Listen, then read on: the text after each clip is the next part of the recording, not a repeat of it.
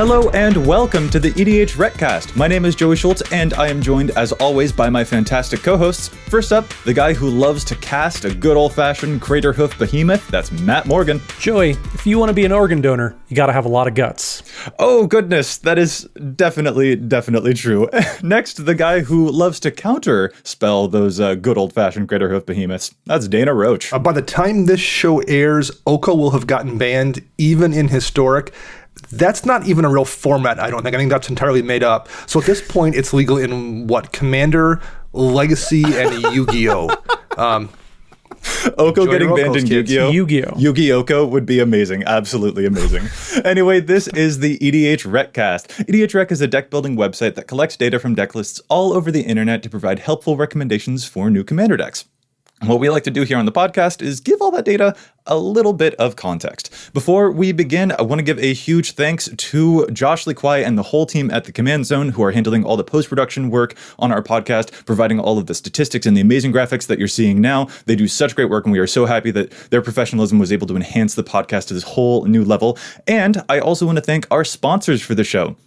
Those are Card Kingdom and TCG Player, who provide up-to-date price information for all the cards that you are seeing on EDHREC. So if you find a card that you think you might want to buy, you can just click on the price link below that card to go right to one of their online stores to pick it up. These are really, really great services to get the cards that you need, and we just can't thank them enough for providing that information for really easy reference for all of our users, and for sponsoring EDHREC and the cast as well. So if you decide to buy from one of them, that would be awesome to show your support for the show, and if you specifically buy from Card Kingdom, you can actually visit cardkingdom.com/EDHREC. That will directly tell them that we sent you to them. So thanks again to Card Kingdom and to TCG Player. So now on to the main show. Fellas, what are we talking about today?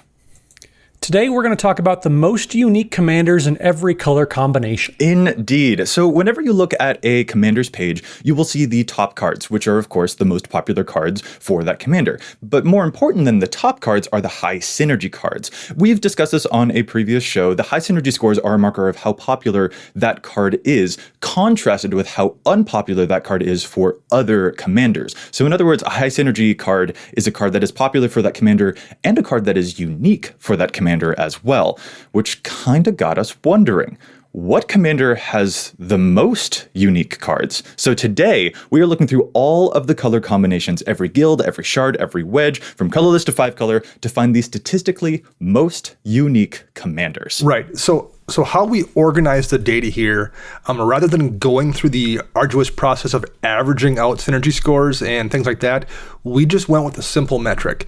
We looked at the commander's top 100 cards, and then marked how many of those cards do not appear on the commander page for other commanders in the same color combination. So, for example, we said this random Golgari commander has a uniqueness score of 10, and that means 10 of the top 100 cards for that commander don't appear on the commander page for any other Golgari commander. So the lower that number, the less cards they have that appear on those other pages. And so this is going to kind of harken back to episode 99 as well, where we discuss the highest and lowest variance different commanders, but we're going to restrict ourselves to the same parameters there. Have to have at least 100 decks in the database. So if you have something that only has 68 decks to its name, for example, we're not really going to include that in the data. There's just not enough there for it to really matter a whole lot. So we want to make sure that we're giving you data that actually means a whole lot. And then we're also going to exclude partners again this time. Just the way that we find partner decks, it's really hard to measure the data, and so we want to make sure everything was as clean as possible, so you won't see any partner decks here either. Yeah, the two commanders just messes with the algorithm quite a lot. And like you mentioned, if it has less than 100 decks, it just also kind of isn't necessarily as representative. Like if all of the cards are super unique, but it only has one deck on the website, that's not necessarily useful information. So that 100 card threshold is indeed what we're looking for. So without further ado, let's get started on looking at the most unique commanders from different color combinations. We're going to start with colorless. So Dana, take it away. What is the most unique colorless commander? So the most unique colorless commander is also the newest truly colorless commander, and that's Hope of Jirapur. It has 17 unique cards in the deck, so that means, like we said before, 17 cards in the top 100 list for Hope of Jirapur don't appear in the top 100 of any other colorless commander. I think that's also the lowest uniqueness number we have on any of these cards we're going to look at.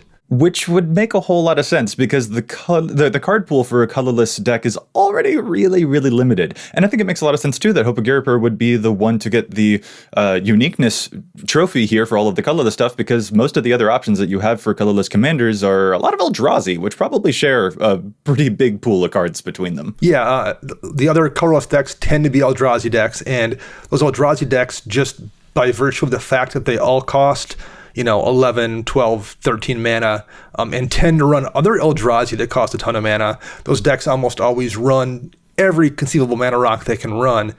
In this case, your commander costs 1. You just don't need nearly as many mana rocks. And because Hope is basically a 1/1 with evasion, it's a very small body, your win condition oftentimes in that deck is equipment to suit up the Hope of Giripur, and you just don't generally see swords or things of that nature in an Eldrazi deck either. So there's a few things that set it apart from most other colorless decks. That makes a whole lot of sense. All right, let's move on through the color pie. Next up is white. Matt, what is the most unique white commander? So Tashar has 396 decks to their name, number 222 overall, and it has a uniqueness score of 39, which again means that 39 of Tashar's top 100 cards are completely unique to only Tashar. Don't show up in any other white commander top staple lists. That's a really interesting one. Tashar is probably one of my favorite mono white commander card designs, and we've discussed in previous shows, I think it's kind of a shame that it came out in Dominaria, actually, because there were so many legends from Dominaria that Tashar's uniqueness kind of got buried a little bit. Tashar provides a really interesting and I think very meaningful form of card advantage to a mono white deck that you don't necessarily see represented in a lot of the other offerings from mono white, such as Audric or other commanders like that are a lot more combat focused. Yeah, I agree 100%. The way that Tashar was just narrow enough to be interesting, but not too narrow where you kind of block out a lot of different options. It's really cool to have, white care about historic spells and resurrecting things from the graveyard. I was really impressed. I brewed up a Krark Clan Ironworks deck where we just combo out with a bunch of artifact creatures and we're bringing them back. It's a really fun deck, and I 100% agree. It's kind of like what we said about Miri. If Miri showed up in a not pre-con, the deck would look very different. If Tashar showed up in a set that didn't have 872 different legends in the sets like Dominaria did, it wasn't really that many, but it was close.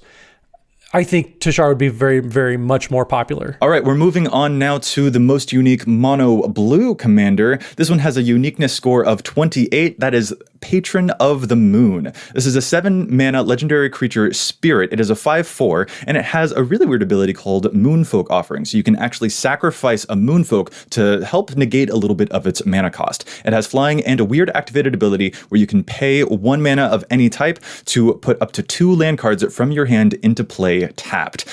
Really, really interesting one here that is using a lot of those Moonfolk from the Kamigawa set. Kind of a mono blue landfall deck, which I think is the main reason why it's going to be the most unique commander out of all of the other mono blue stuff. You're not seeing a lot of control elements along the lines of, a Talrand, for example, or, some of the legendary Sphinxes with all of their, amazing shenanigans with card draw and weird riddles and stuff like that. Instead, you've got Landfall, which is much more associated with colors like green. So it makes it a very unique commander indeed. It's also a pretty generically useful ability. So almost anything you want to do in mono blue that doesn't have a commander that kind of lends itself to doing that thing, this is probably a commander you could run that's going to do that unique, weird thing that nothing else wants to do, and it's still going to generate you value. Yeah, and it synergizes really well with a lot of the Soratami cards from that Kamigawa set, which allow you to return lands for extra benefit, including things like countering spells. So that can actually be a really good way to make sure that those effects can keep your hand stocked full of cards for any Kamigawa cards that care about that, but also allow you to return lands to hand for cool effects and then put them right back into play while also getting landfall strategies. So it's a really, really strange one there, but definitely a commander with a strategy that I can indeed call very unique. That is not what I would expect from a mono blue deck for sure. All right, up next is the color black. What we got? Yeah, the most unique mono black commander is King Makar, the Gold Cursed from the original Theros block. King Makar is a 2/3 legendary human, and King Makar is inspired. So whenever King Makar, the Gold Cursed becomes untapped, you may exile target creature. If you do, put a colorless artifact token named Gold onto the battlefield, and that has sacrifice this artifact, add 1 mana of any color to your mana pool. So it's essentially a treasure token that doesn't have to tap to be used up. King Makar has a uniqueness rating of 47, which is relatively high. My guess for why this is oftentimes that's used as a vehicles commander, since it gives you a way to tap King Makar without having to swing into, what in commander is oftentimes a field full of giant bodies. It gives you a way to tap the card to then untap it later on and use the ability to make the gold token, etc. And because it makes gold tokens that are artifacts, it does get used sometimes in like an artifact-centric strategy too, which is something you just never see in Mono Black. Oh, for sure. The vehicles, I love that because that's a great way to get King Makar tapped. Although I am still frustrated that King Makar is a May ability, because to be truly flavorful, it shouldn't be a May ability, because that's the hand of Midas, and that means it has to turn things to gold, right? So like that is still very frustrating to my inner Vorthos, gotta say. Well, I think you'll get over it, and I'll help you get over it just by moving on to the next commander. So next up we have Mono Red. We're going to talk about Zozu the Punisher. It's 1 red for a legendary Goblin Warrior. Pretty simple here. Whenever a land comes into play, Zozu the Punisher deals 2 damage to that land's controller. If you want to punish your friends, Zozu's perfect way to do it. Yeah, really cool. Uniqueness of 36 on Zozu, and I think I can see why. I associate Mono Red with a lot of explosiveness, stuff like Nehebs and whatnot that provide you with huge oodles of mana to deal tons and tons of damage. But Zozu is a lot more carefully measured in the way that it deals pain to everyone, which means that things are going to be a lot different for that type of Punisher style, and it won't be quite as explosive as I would normally expect from like the Perforoses of the world, for example, which have a lot more alacrity to them, as opposed to Zozu, which is a bit more like subtle. Well, I guess maybe it's not too subtle, because it's definitely dealing a lot of damage, but it's over a much more extended period of time, I guess, is what I'm trying to say. Yeah, and there's over 400 Zozu decks on the website, and what I think kind of stands out is Zozu does a lot of incremental damage, but it's all stuff that you kind of choose to do to yourself. This is kind of a Sheldon Menery type of, you did this to yourself, because there's stuff like Mana Barbs, where if you tap a land for mana, it deals damage to you. You don't have to tap your lands for mana, but you want to. So really, it's punishing players just for playing a game. It's not overly terrifying when you look at it, but then everything just adds up and is so powerful. So you have just every one of those types of Mana Barbs or Harsh Mentor types of effects, they get crammed into Zozu decks. And it's, I think, kind of interesting to contrast something like Zozu against other really powerful commanders that we've seen, for example, like Torbran from the Throne of Eldraine set, which is also really great with all of those Punisher-style mechanics. But again, I think that goes a bit more into some of the more traditional damage-dealing effects that we would see will also appear in a Torbran deck, because people are just so excited to use that. Again, I'm going to use the word alacrity here, I guess. Whereas Zozu is going to be a little bit different, punishing people for what they are doing. Just like you pointed out, Torbran is actually a bit more proactive, and they want to be dealing the damage themselves rather than waiting for the opponent to do something that will cause them to endure some damage. So that definitely makes a lot of sense there. I'm just glad that Word of the Day calendar I got you for Christmas, Joey, is seeing some use. I appreciate that. Oh my goodness. One thing I want to add here is a lot of the other mono red decks that we see, do things like interact with goblins, whether it's the goblin commanders or Perforos, or they care about tokens, and I guess a lot of goblin decks and commanders do, and Perforos does as well. But they do things that this commander just doesn't ever do. So you're going to see a real separation between what you're going to see in Zozu the Punisher deck and what you're going to see in most other popular mono red decks, and that's going to do a lot of work to affect these numbers as well. And I think that's one of the main things that we really ought to mention about why, knowing the uniqueness of a commander necessarily, that can be really important because, for example, going back to King Makar, if I'm playing against a mono black deck, I'll expect some stuff like Cabal Coffers with amazing big mana stuff to occur. I'll expect a lot of death and reanimation. And King Makar is totally not going to fall into that. And that will completely betray my usual expectations of what I would think I'm going to see against a mono black deck, which means I might not be prepared for it. So using unique commanders can be a really great way to sort of trick your enemies who aren't necessarily prepared for what that commander will do compared to the years of experience they have against other commanders of those colors and what they should normally expect from those. That can be a really great way to take advantage of people's expectations a little bit and make some really fun decks too. All right, let's move on to green now. This one has a uniqueness score of 30. It is Eula, Queen Among Bears, the 2-mana 2/2, because of course she's a bear. Whenever other bears enter the battlefield, she can either put 2+1 counters onto a bear, or she can have a bear fight another creature you don't control. My younger brother actually has an Eula deck, and it is glorious, and I think it's no mystery why this is going to be the most unique mono green commander. None of the other mono green commanders are playing any of those masses of bears. And a lot of the cards you see in this Eula deck are cards that are genuinely terrible cards in the other deck. They're not just cards that like maybe don't entirely fit a deck strategy, but people might run them. You know, they're like vanilla 2/2 bears that are actually absolutely terrible cards to run anywhere but in a Eula deck. Yeah, Eula finds a otherwise vanilla card and turns it into something not so vanilla. But I mean, you're playing bear cub and young bear and baby bear and child bear and any other little bear things.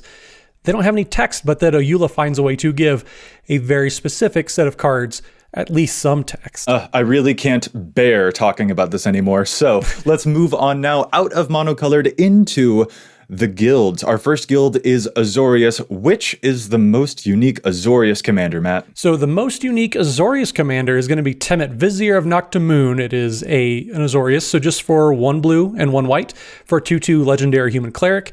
At the beginning of combat on your turn, target creature token you control gets +1/+1 until end of turn and can't be blocked this turn. And Temet also has Embalm, which is for 3 white blue, and that means you can exile that card from your graveyard and create a token copy of it, except it's a white zombie with no mana cost. So it's weird because there isn't a whole lot of specific token synergies in blue and white. If you have white and green, maybe there's a whole bunch, but in Azorius colors specifically, the field narrows down quite a bit. So Temet has a pretty high uniqueness score of 59. Ooh. That's probably the highest that we're going to see, because that's almost an entire deck right there that Temet decks are playing almost exclusively. Yeah, that's very, very unique, because you're so used to, in Azorius, you've got stuff like Brago or Bruna, for example, which are doing very different things than unblockable tokens. So I can totally see why this one is winning on that uniqueness front for sure. Yeah, I would imagine the regular Temet deck is 59, whatever Temet's playing, and then Cyclonic Rift, Path to Exile, Swords of Plowshares, Counterspell. And you see in a Temet deck, you see things like Batter Skull or Scythe Claw, things with living weapon basically, and not that Batter Skull isn't a good card and Scythe Claw isn't a good card. They're good cards, but they're not the kind of thing you typically see in an Azorius deck.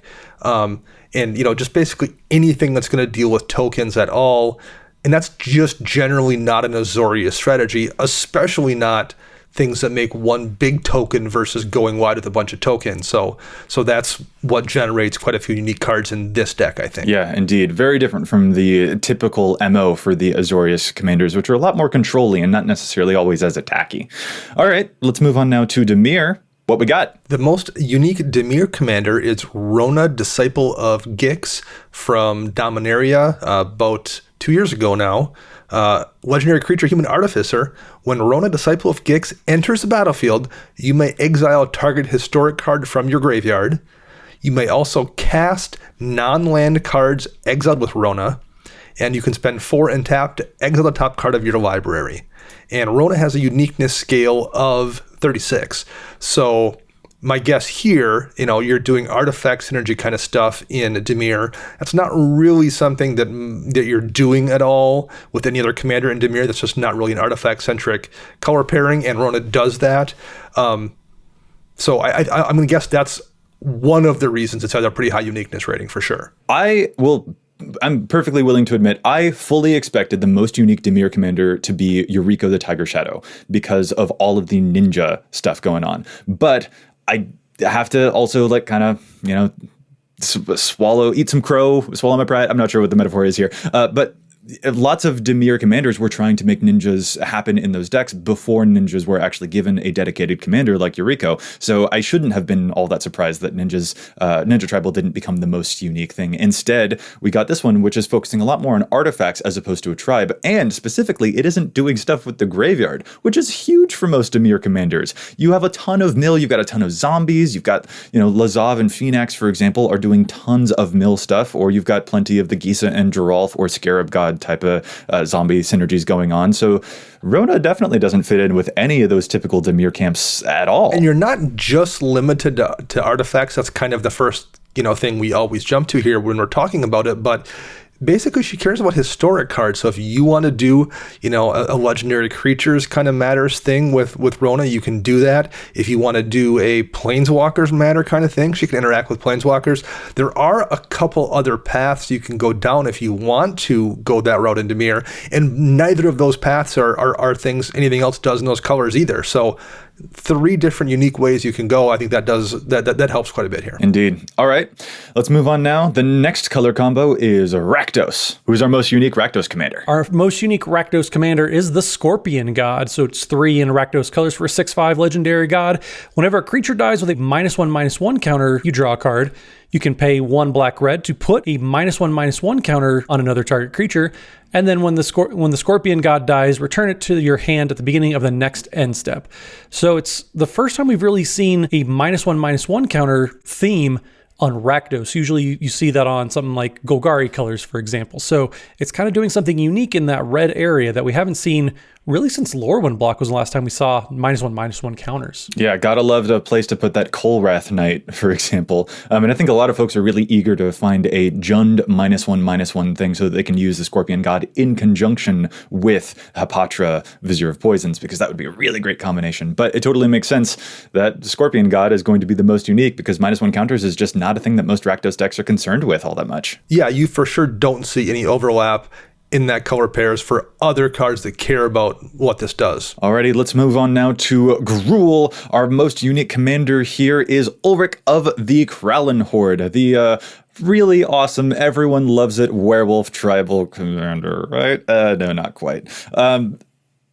It's just, I'm still sad about this. I really am excited for them to, I know, even though it's been years, I'm still a little bit sad about Ulrich not being the best for the werewolf tribe. It's just, gets +4/+4, it can fight stuff. That's just not necessarily as interesting. But what is interesting is that Ulrich has a uniqueness score of 62. So I think that this speaks to, despite the fact that maybe folks weren't as excited at Ulrich being a werewolf tribal commander, people are still definitely putting in the effort to make it work, because I would wager that a lot of the 62 uniqueness that we're seeing here is born from all of those amazing werewolf cards that don't necessarily fit in with any of the other commanders. I know that other folks who want to do a werewolf tribal strategy will sometimes default to the card, the commander Rurik Thar, because it deals damage when people cast non-creature spells, and that can discourage people from casting spells, which can help you flip your werewolves a bit more frequently. But it doesn't seem like people are doing it enough in Rurik Thar to discount Ulrich from being the most unique Gruul commander. Yeah, this is very similar to when we talked about Ayula in mono green.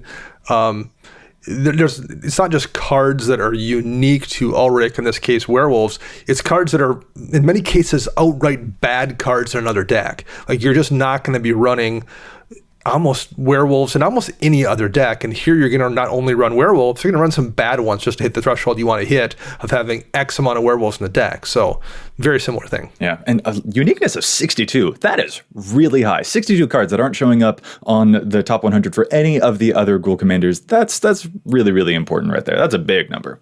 All right, rounding up the last of the ally colored pairs is Selesnya. What do we got? So we have Sigarda Heron's Grace.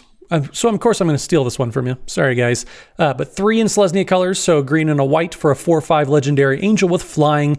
You and humans you control have hexproof. You can also pay 2 and exile a card from your graveyard to put a 1/1 white human soldier creature token onto the battlefield.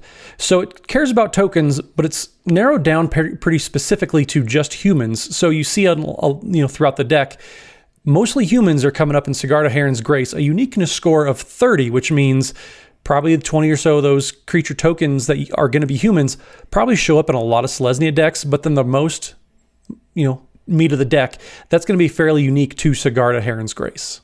Indeed. We have a lot of aura stuff, a lot of token stuff actually definitely happening in the Selesnya colors, but the specification of human has to be one of the things that makes this Sigarda so much more unique. And not the other Sigarda Host of Herons, the one that has hexproof and is really good as a Voltron strategy. That's the one that I initially thought it was when we first started making these show notes, but no, that one is not the most unique. It's the other printing of Sigarda that cares about those human tokens. And I would guess if this Sigarda said like elves instead of humans or something, it wouldn't be on the list. But the fact is there's really nothing in these colors that specifically cares about humans for the most part, at least not that's popular, whereas there are multiple commanders in Selesnya that care about elves.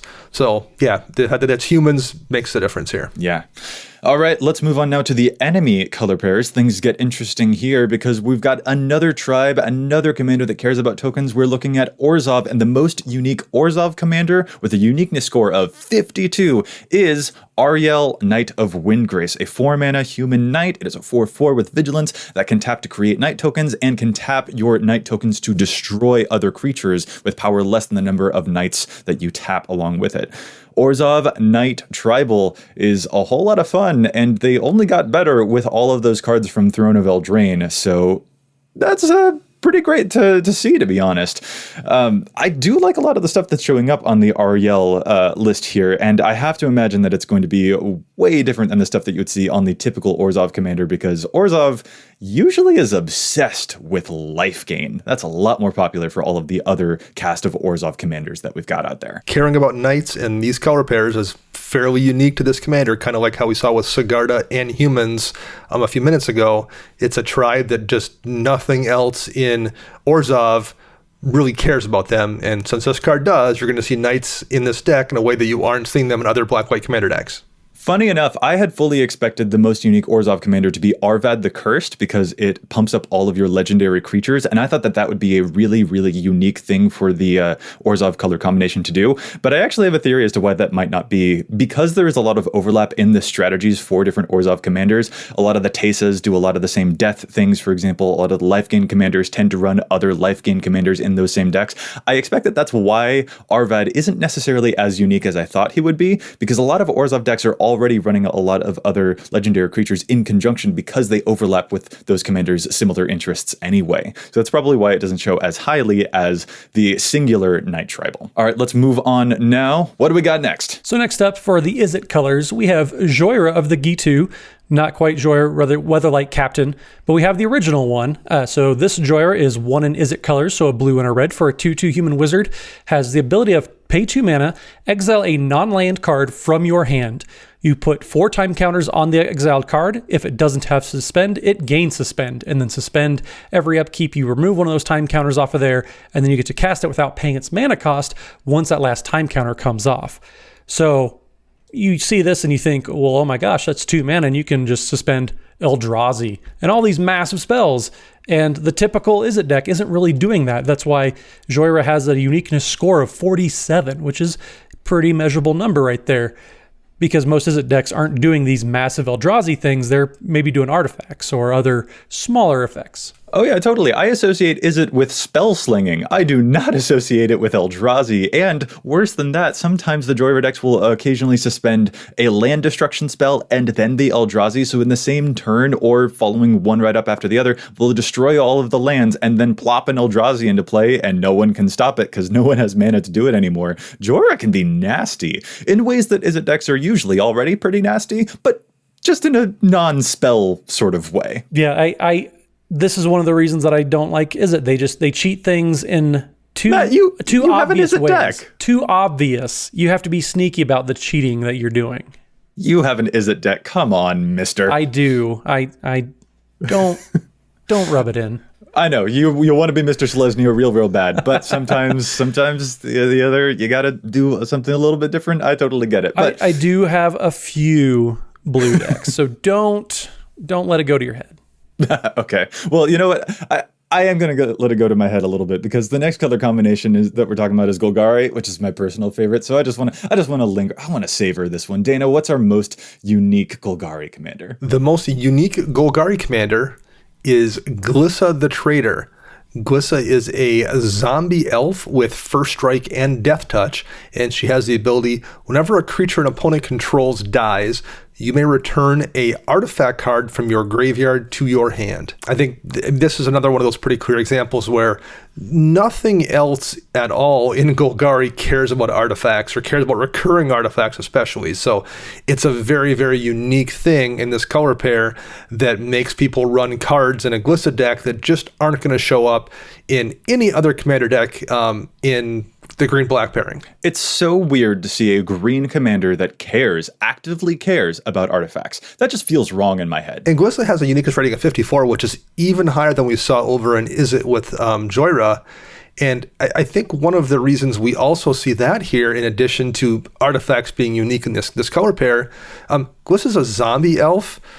There's not a lot of elf legends in black-green, so if you want to do something like an elf tribal deck, that's going to be relatively unique to this color pair in terms of the cards you run in a Glissa deck. If you wanted to do zombies, there's not a ton of black-green zombie decks out there, so this lets you build zombies in this color pair, and again, you're not going to see a ton of other commanders that are going to run some of those zombie tribal-centric cards. Well, and something interesting, Dana, I remember you and I both had a Glissa the Trader deck, and we compared our lists, and our lists were pretty distinct too. There wasn't a whole lot of overlap, maybe a few cards here and there, but we were playing Glissa and they were both fairly unique to each other, much like Glissa is fairly unique to the rest of Golgari decks. Yeah, I think when we compared our decks, Matt, we had less than 20 cards in common with the two of us. So we were very separate from one another, even with the same commander. That sounds about right, yeah. Very nice. But the thing that's important to remember is that Glissa does care about the graveyard, which is what everyone should be doing. All hail Golgari. It's the best color combination. It's so good.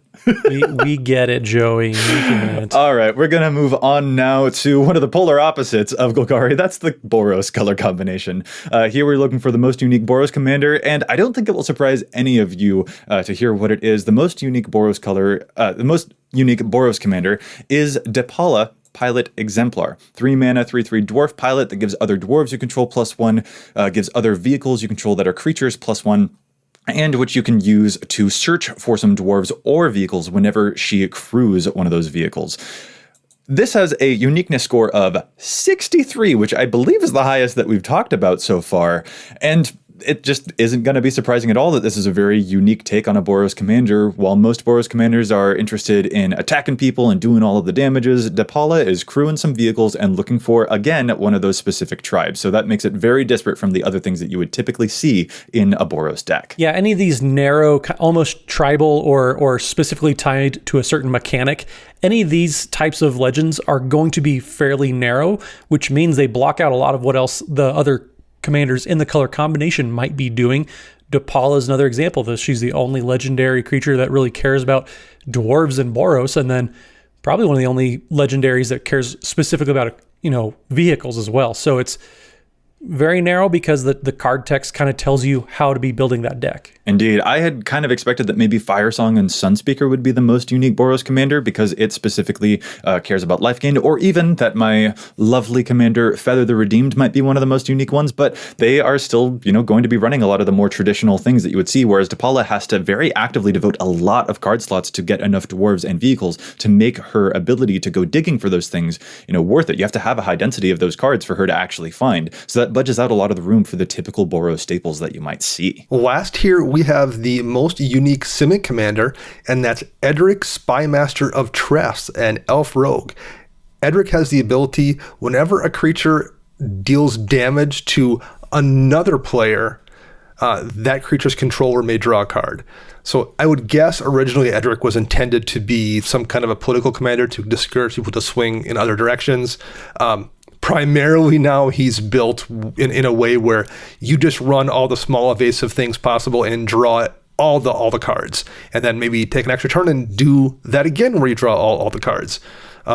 So it's kind of a unique deck in that regard, and the things you're going to run to enable that strategy. A lot of 1-mana 1/1s in that Edric deck, which is not something you're going to see in any of the other things that you get for Simic. Yeah, nobody else in Simic is running Scrib Sprites or Cloud Pirates. Right. Both of which are fantastic in Edric and trash in any other Simic deck for the most part. Yeah, the MO for Simic is much more, I'm going to play all the lands, draw all the cards. Maybe there are some specific tribes, such as merfolk or elves, that will show up, but it tends to be really, really big creatures, and especially +1 counters are huge for Simic. And all of those things, Edric just does not give a crap about, like, at all. He's just not interested in any of those. He just wants to hit people with a bunch of 1/1s and eventually find a Beastmaster Ascension to make those 1/1s a lot bigger. Alrighty, we are going to take a brief pause from looking at all of these really unique commanders and do one of our favorite segments, Challenge the Stats. There's a lot of information here on EDHREC, but we don't always agree with that. Sometimes we think cards are seeing too much play. Sometimes we think that cards are seeing too little play. So what we like to do is challenge those numbers to find the overplayed cards and the underplayed gems.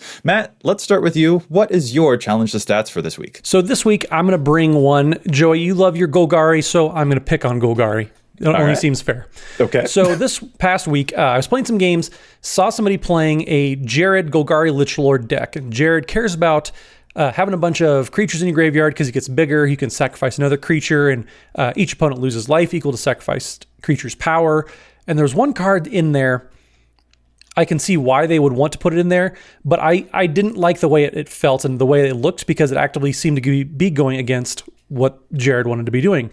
That card I'm saying is a little overplayed is Polukranos Unchained. So that is the new Polukranos out of Theros Beyond Death.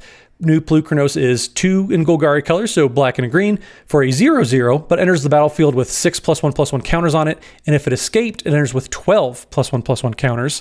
And if damage would be dealt to Polukranos while it has a +1/+1 counter, you prevent it, remove that many counters. You can also pay 1 in Golgari colors to have Polukranos fight another target creature. Or what really matters is escape for 4 in a green and a black, and you exile 6 other cards from your graveyard. Now, the reason that I really didn't think that Polukranos was what Jared wants to be doing is because the escape cost is so high. You exile 6 other cards from your graveyard.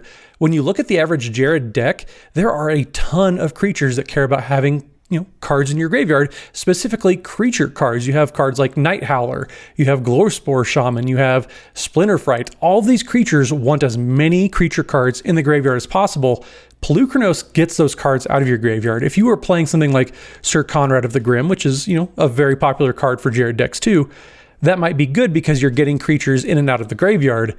But you have so many more creatures like Golgari Grave Troll that actively want as many creatures in the graveyard as possible. Not to mention, Jared gets smaller himself the more creatures you exile with Polukranos. I think 24% of Jared decks since Polukranos came out have been putting him in there. I think that number is just a smidge too high.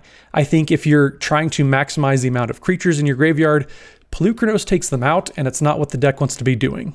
Interesting. I would really enjoy seeing the Polukranos because you get a huge thing out of the graveyard that Gerard can then sacrifice to deal a bunch of damage to your opponents. That's pretty clearly the reason why it would be put into that many Gerard decks.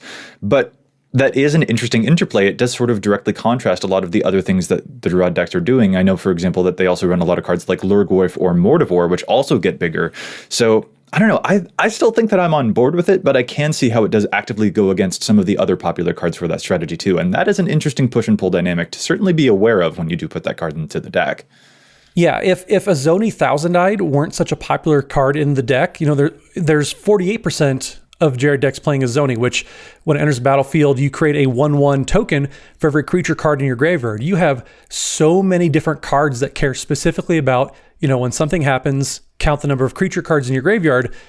I think you have to build the deck specifically to take advantage of Polukranos, and I don't think that this Jared deck, or just a lot of Jared decks, if you look at the average deck, are really doing that. Yeah, it's a cool one for sure. I still think that I would want to try it out, because getting a 12/12 that Gerard can sacrifice to just clock me for 12, that sounds amazing. But I also love Golgari a whole lot, and it would be kind of painstaking to exile all those cards from their graveyard. So that's definitely something to think about, and I like that you're bringing it up there. But we can't talk for too long about Golgari, much as I would love to do that.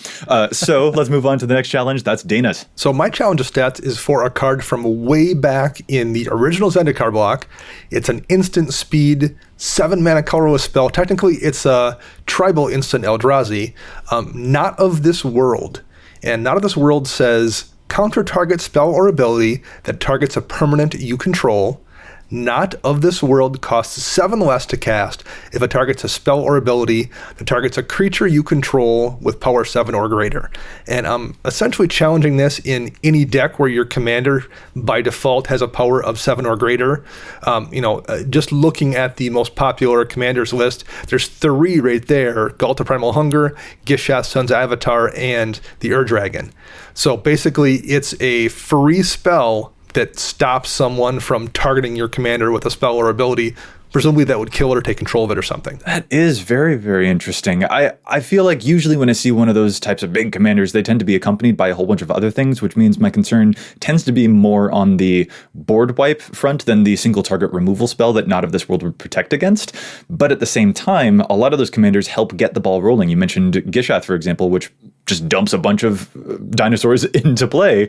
So having something to protect it for free that genuinely no one will expect at all can actually be a good way to get that ball rolling, to get those things into the first place. That way no one can path you in the middle of combat. That's a really cool pick, Dana. I'm on board with this. This is cool. Yeah, I love this pick too. Like if this was just a spell that didn't even say that it had to protect a creature that had power 7 or greater, like if you had a colorless spell that just said you can cast this for free to counter a spell or ability that targets your commander, that's probably worth running a spell just to save your commander that costs no mana. And this is essentially that in some decks. Plus, if you need to, you can hard cast it to save something else. That's decent flexibility. That is indeed a unique card here, very befitting of the podcast topic today, because people are not going to see that coming because it's a free colorless spell. What in the world? That's amazing. All right, let's move on now to my challenge. I'm looking at one of my darling commanders, also Golgari. That is, of course, Marin of Clan Neltoth. But there's a weird thing going on her page that I kind of want to nitpick at just a little bit. Marin is wonderful. You love getting stuff back from the graveyard. And one of the things that you especially love getting back is a card like Wood Elves, which gets you lands. And then you can sacrifice the Wood Elves and get experience and get the Wood Elves back and then get more lands. It's really great because it finds you forests, and that's cool. And Wood Elves shows up in 56% of Marin decks, probably owing to the fact that it actually came in Marin's pre-constructed deck. But a card that isn't showing up very often in her list is Farhaven Elf, which is a lot like Wood Elves. It's also 3 mana, it's also a 1/1, and it can find any basic land in your deck and puts it into play tapped. So you can actually get a swamp with the Farhaven Elf or a forest, it will just be tapped. But since you tend to be reviving things at the end of your turn, that's usually not too much skin off your back. Farhaven Elf, curiously, only shows up in 16% of Marin lists, as opposed to Wood Elf's 56% of Marin lists, and I just think that's wrong. I think that Farhaven Elf should definitely be a lot higher. If you like Wood Elves in your Marin deck, I think that Farhaven Elf should be near the same popularity there too, because more redundancy, more mana advantage for a commander that loves to get all of those ETB effects over and over again is going to serve you really well. So those numbers should be a lot closer than they currently are. I don't know. I think Wood Elves is significantly better than Farhaven Elf, though. I don't know if the number should be similar or close. Significantly better just because it can get the Overgrown Tomb. Farhaven Elf, you'll already have a forest in play when you cast it, so it'll help you get a swamp. It still fixes your mana. I think that Wood Elves effectively costs 1 mana. You have to have 3, but you get an untapped land out of it too, so early game. Well, that would make it cost effectively 2 mana because you're paying 3 and then getting 1 mana untapped. Right. Even then, I still think that you want as many redundant mana advantage effects, particularly on creatures in Marin, as you can, because this is not a commander that's going to enjoy it if you're playing mana ramp spells as opposed to creatures. So you need to fill the deck with a whole lot of those, especially if they're skull clampable, because that's really, really fun. See, I mean, at that point, when you just want a bunch of you do want Secure a Tri-Builder on as your second Wood Elf. You don't just want 2. It's second Wood Elves. There's no second Wood. There's tons of them. You need lots of mana. Are you trying to Golgari-splain this to me, Matt? I am Golgari-splaining. You're welcome. Oh, goodness. Is it Selesnya-splaining? Is it because I challenged your challenge that you're challenging mine? I'm just saying I think that Wood Elves, getting an untapped land, I think you might be underselling a little bit, especially in turns 4 and 5, where you can cast 2 spells in one turn. That's where I think Wood Elves, for me at least, has always been especially impressive. My challenge is not that Wood Elves is too high. If anything, Wood Elves is not high enough, but I also think that Farhaven Elf should be a whole lot higher than just 16% of lists, because the effect is similar enough to definitely warrant inclusion and a whole lot more than just 16%. But we've lingered far too long on Golgari again. I'm sorry. That's definitely my bad. I just love the color combination too much. Let's move on now, looking back at those most unique commanders. We've moved moved out of the monocolors. We've moved out of the guilds. We're going to start looking at those shards and those wedges. So let's get us started off with our first one. That is Esper, the white, the blue, the black. What is our most unique Esper commander? So our most unique commander in the Esper colors is Varina Lich Queen. Varina is a zombie wizard that says whenever you attack with one or more zombies, draw that many cards, then discard that many cards, and you gain that much life. You can also spend 2 mana to exile 2 cards from your graveyard and create a tapped 2/2 black zombie creature token. Varina has a uniqueness rating of 70. There's nothing else in the Esper colors that really care about zombies at all. And this commander came out right after we got a bunch of white zombies in the Amonkhet block, which was a fairly unique thing at the time as well. So, people had zombie cards. They got a commander that cared about zombies and that also had access to white.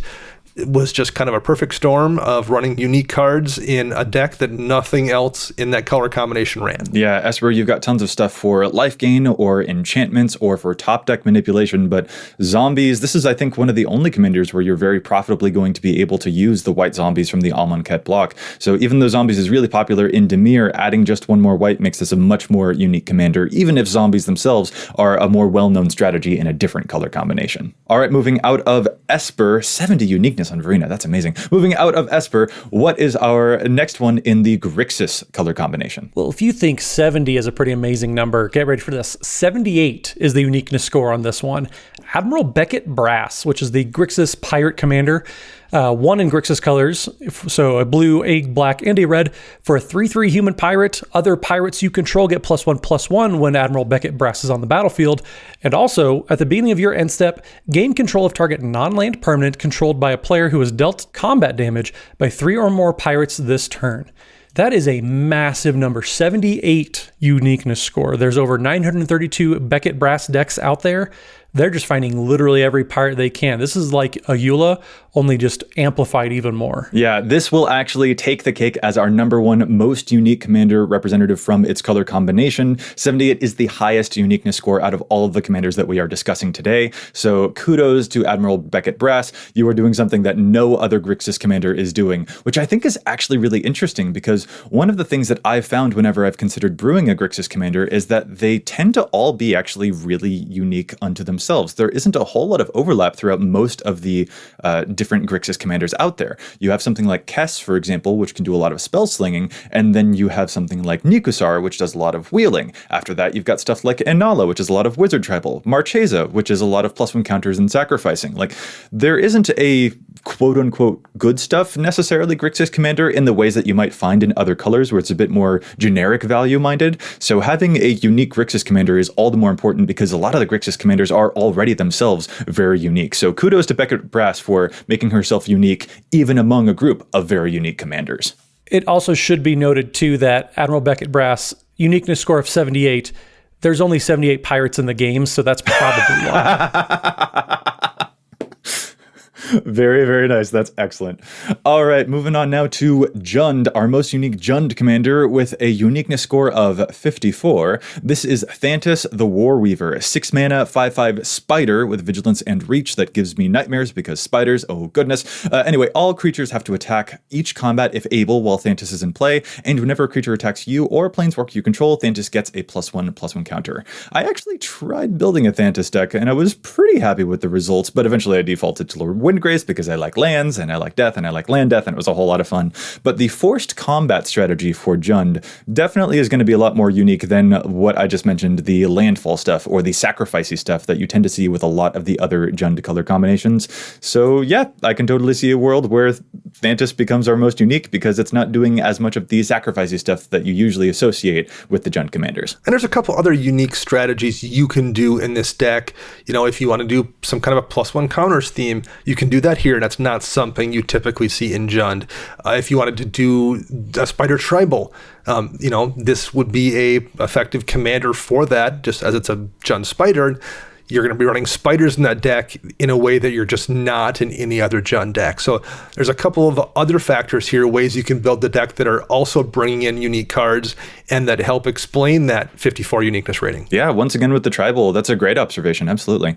What is our next unique commander? The most unique card in the Naya colors is Ural the Miststalker, a 5/5 beast. Ural the Miststalker can't be the target of spells or abilities your opponents control, and Ural gets +2/+2 for each aura attached to it. Ural has a uniqueness rating here of 53.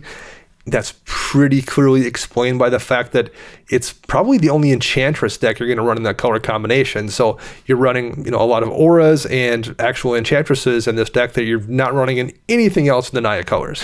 Not just Enchantress, but also Voltron. Like, this is one of those commanders I associate with being sort of the old guard of commanders, such as Rafik, for example, that were really, really powerful back in the day. But man, I've played against a Ural deck recently, and it's still really, really powerful.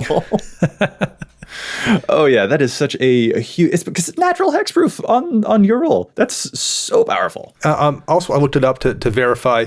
Ural actually has been errated to say hexproof versus just can't be targeted. So that is somewhat relevant for things like Arcane Lighthouse or Detection Tower, what have you. It is an ability that can be removed. Just thought I would mention that. Good observation. Awesome. Yeah, Ural is hits like an absolute truck, that one.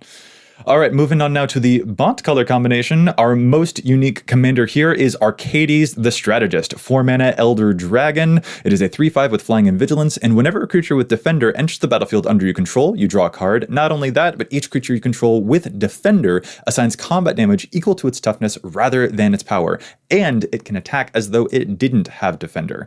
Arcades is showing up with a very high uniqueness score, not quite high as Beckett Brass, but it is still a uniqueness score of 75, and there can be absolutely no mystery. It is definitely dedication to a theme here.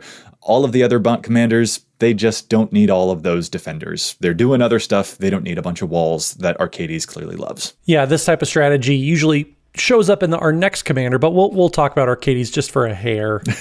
But yeah, it's Defender, and more importantly, getting Defender off of creatures is very, very unique to Arcades. So you get to abuse different walls that, never have a chance to shine. Yeah. Oh, and by the way, pro tip, because I actually have a Arcades deck in my regular play group. Pro tip for Arcades, play a lot of blink effects, such as Ghostway and Eerie Interlude, because you'll blink a lot of the defenders and draw a lot of cards, and it will be very difficult to stop you. I'm not salty about the Arcades player that I know. I'm not salty at all. They don't routinely beat me with their Arcades deck. That doesn't happen, I promise you. Anyway, let's move on from this one and talk about our next color combo.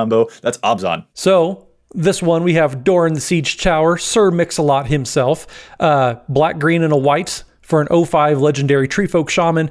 Each creature assigns combat damage equal to its toughness rather than its power. Oh, sounds familiar. Yeah, it's very familiar. Few important differences, though. Doran does not remove Defender, doesn't make the defenders be able to attack, but it also applies to all, more than just defenders. So you can have an 0/4 Treefolk, for example, and that will basically just turn into a 4/4 when Doran comes into the battlefield. So also cares about the big butts, the big toughness creatures, and just being able to just turn them sideways and really beat some face.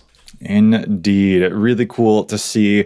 There's not a ton of Obzon commanders out there. You have Gave-Guru Spores, you've got Carador, there's a lot of tokens or some graveyard interaction. So there's not too much to sort of separate yourself from most of the other offerings from Obzon there. But Doran is still, I'm not just going to say one of the most unique Obzon commanders, but like the Toughness Matters is also just a very unique strategy in general, and more than once whenever I've played against a Doran deck, because it affects everyone, not just the Doran player's field, everyone. That becomes very difficult to remember, and it can totally trip you up during gameplay when you forget how your creatures are actually dealing damage. When Doran was almost ahead of its time when that card came out, because it was doing something completely different that no other commander was doing, and even to this day, there's one other commander that's kind of on board with what Doran was doing. But like you said, it renders red decks almost useless because they're all about, target creature gets +3/+0.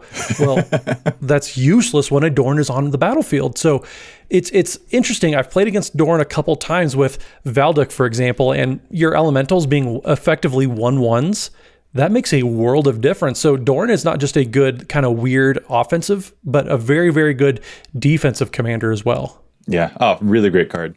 Let's move from Obzon now into Jeskai. Who we got for Jeskai? So looking at the Jeskai color combination, this one's kind of strange. It just says no Jeskai commanders are good enough to even be rated here. So we can probably just skip right past this one and move on to something else. Shade!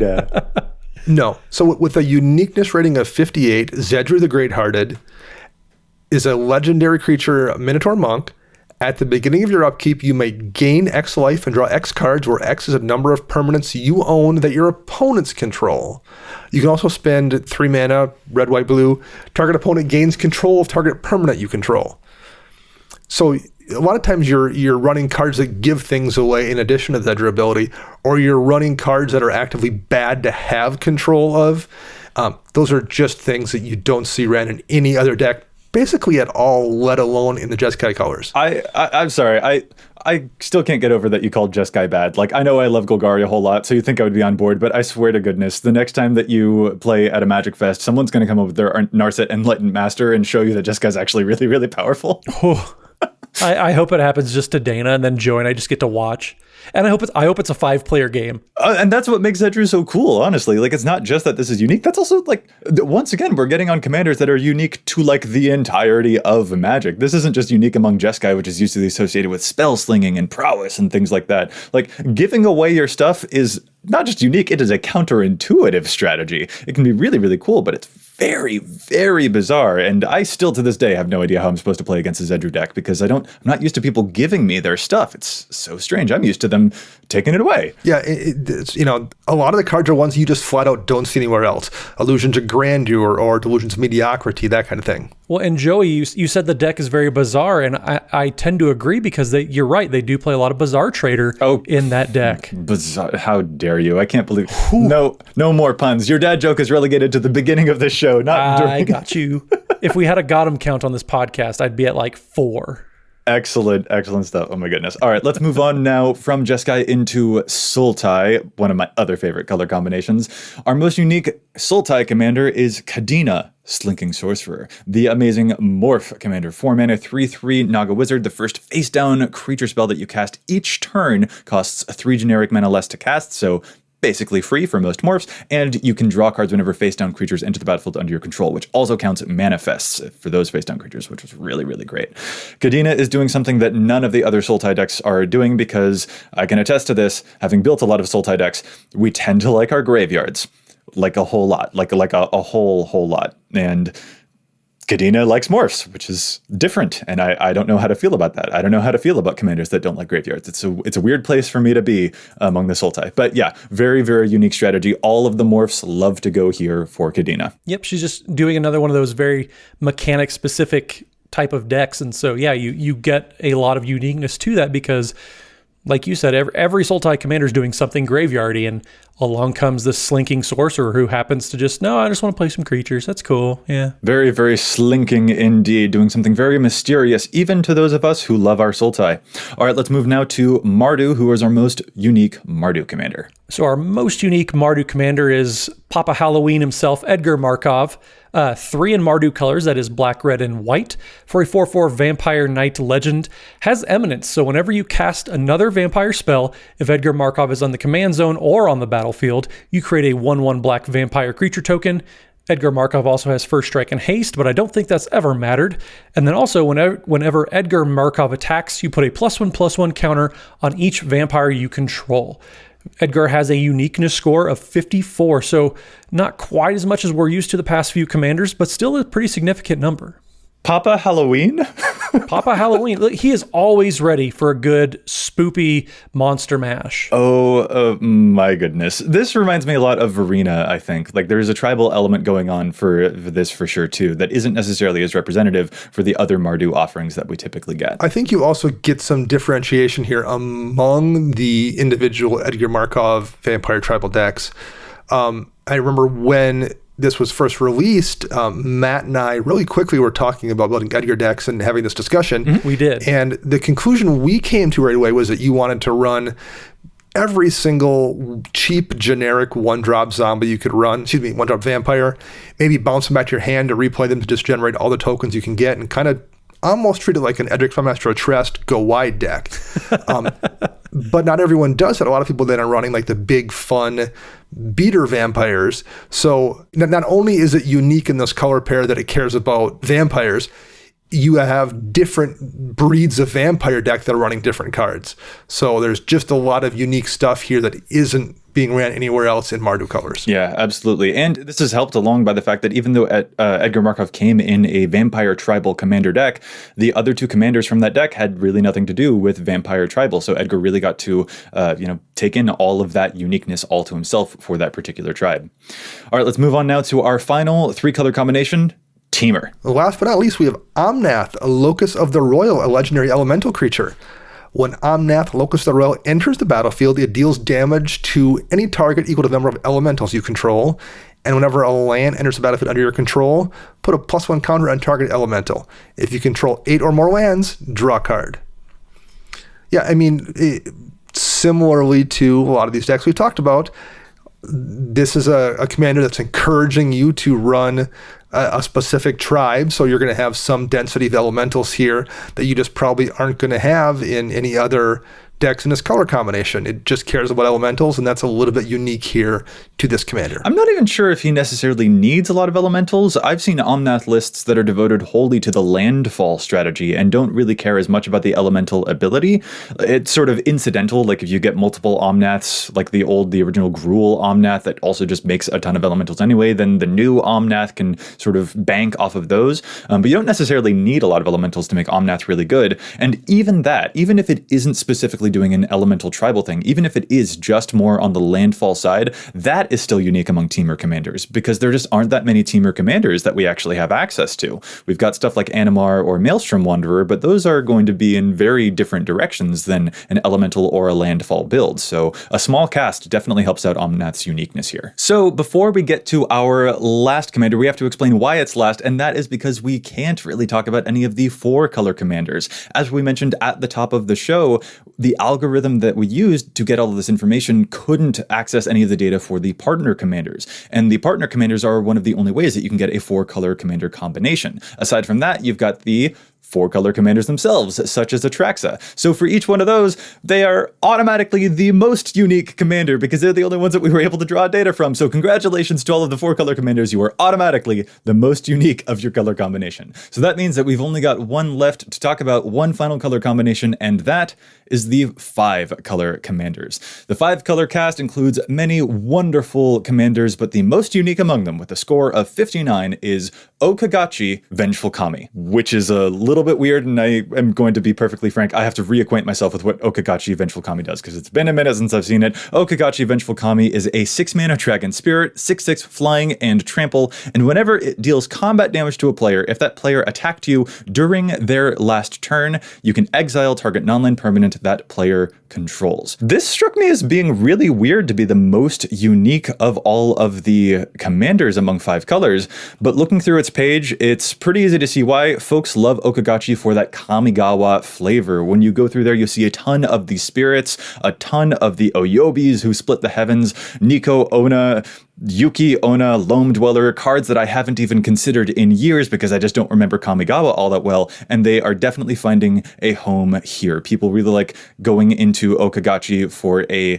Kamigawa flavor deck is definitely what it seems to be, and that is going to make it a lot more unique than any of the other stuff that we see among the 5-color cast of characters. So I would guess one of the things here is a lot of the 5-color commanders that we've gotten, particularly in the last couple of years, are ones that are built to be kind of open-ended. You know, there's exceptions, obviously, but like, you know, take Kenrith, the Returned King. That's a commander that really isn't dictating what you run in the deck. It's letting you outrun whatever you want to run. But I think instead of being used for something super specific, they wind up being decks that have just a bunch of staples in them. Because you can run 5 colors, you have access to every staple. I think people do kind of tend to run all those staples. And I think because of that, the commanders that are specific and directing you down a specific build path probably wind up then being a little more unique because they're not just jamming 5 colors worth of staples into the deck. They don't have room to do that since they're trying to do a unique strategy. So you mentioned something interesting there that I want to sort of use to put a bow on this whole discussion. We've looked at a lot of the commanders that are unique among the other commanders of their color combination. They stand out from their color combinations for sure. But a lot of the commanders that we talked about, Kadena, Ayula, those are also commanders that came up when we were talking on episode 99 about the low variance and high variance commanders. Specifically, a lot of the low variance commanders show up on the list of the unique commanders that we just talked about. And those were commanders that have a lot of similarities from deck to deck. A Kadena deck tends to look like another Kadena deck, and a Ayula deck tends to run a lot of the same bears, so the deck sort of builds itself in that way, was one of the observations that we had there. Although a commander's low variance-ness has nothing to do whether it's a lot of fun. Like, a low variance commander can totally be a lot of fun, and I think that's also really, really true of the uniqueness here too. Something being unique or non-unique does nothing to tell you whether the commander is actually a lot of fun, just to tell you whether it's different from what the color is already doing. But one of the things that's kind of interesting here, the unique things, I just find it's an interesting contrast that the unique commanders that we're talking about here are also the low variance. These are the commanders that sort of build themselves, but that makes them more unique because they're doing something niche that other commanders aren't doing. So that is an interesting push and pull dynamic, another lens to use when you're looking at all of these different commander cards. If you don't want something that sort of builds itself, if you don't want a low variance commander, but you do want something unique, that is kind of an interesting dynamic because a lot of the commanders that are low variance do also tend to be more unique than other commanders of that color combination. So that is sort of a dance that you have to do when you're deciding which commander to build. So that's just one angle that I wanted to bring to this conversation to sort of, look at the trends that we see among these here. But are there any other observations, any other trends that you guys maybe noticed? Anything else that you want to add before we wrap up our show? Well, on partners, because Joey, I know we talked about, we didn't include these in the numbers because it's too hard to calculate kind of how that algorithm picks up certain partners and pairs them together, etc.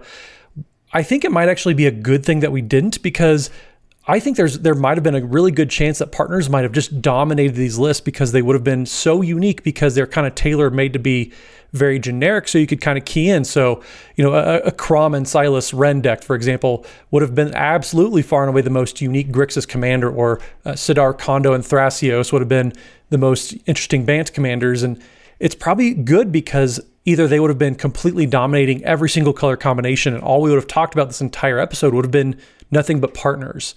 So I think this gives us a chance to really look at actual commanders, not just partners that you can kind of pick and choose and kind of build your own strategy, but we're actually able to look at specific commanders and what are they doing specifically compared to the typical commanders that stand alone inside of every color combination. And on the other hand too, partners tend to be kind of, as Dana puts it every now and then, good stuff commanders. So maybe it was just been very generic good stuff and we wouldn't have seen very many partners. So maybe I'm just making everything up. You can ignore me. But I do think that there's a good chance, though, that partners might have been overrepresented if we were able to include them in these calculations, because I think they would have just stood out in such a weird way that they're doing things completely out of the realm of what these color combinations normally would have been doing. And also, we should mention that these are just the general trends that we tend to see, and every person's deck is going to be probably pretty, we love doing really strange, unique things with our decks too. Dana, for example, you're famous for doing that. You've got a Vela the Nightclad deck that is all about artifacts, for example. So even among commanders that maybe show a high or a low uniqueness score or something like that, there are still ways to find other versions of uniqueness, and uniqueness is definitely going to matter, not just respective to the other data that you're seeing here on the website, but also the data among your meta or among your particular list of decks too.